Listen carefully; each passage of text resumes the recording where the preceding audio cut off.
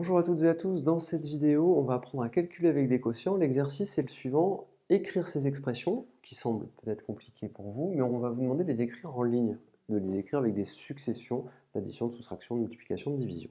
Alors ici, on a quoi? On a cette quantité qui est divisée par celle-ci, et ensuite toute celle-ci est multipliée par 4.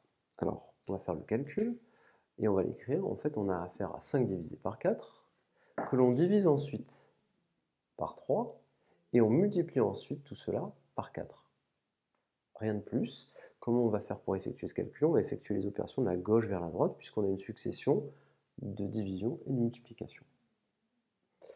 Comment faire ce calcul? On vous demande juste de l'écrire en ligne. On va prendre 3 qu'on va diviser par cette quantité-là. Donc on va faire 3 divisé par, et on va utiliser à ce stade-là des parenthèses. Ensuite, on va enlever et soustraire, c'est-à-dire 1. Calculons ceci, écrivons-le en ligne. On a cette quantité qui est divisée par celle-ci. Donc on va écrire 60 divisé par 5 moins 3, qu'on va ensuite multiplier par 2. J'utilise des parenthèses parce que je divise 60 par 5 moins 3.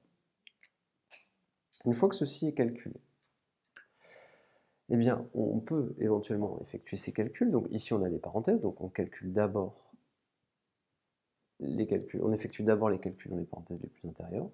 Ici, pareil, 5 moins 3, ça fait 2. Et ensuite, on recopie ce qu'on vient d'écrire. Donc ici, on écrit C égale 60 divisé par 2, multiplié par 2.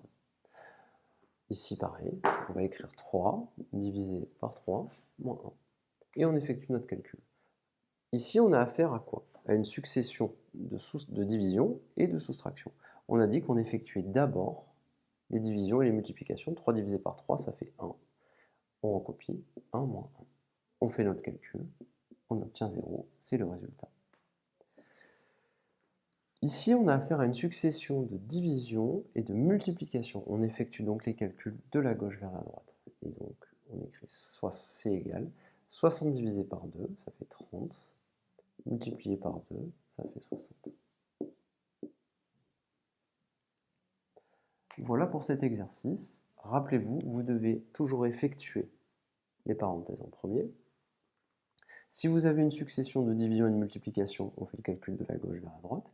Si jamais vous avez des multiplications, des divisions et des additions et des soustractions, alors on effectue d'abord la division ou la multiplication, on recopie, puis on calcule. Je vous remercie et à bientôt.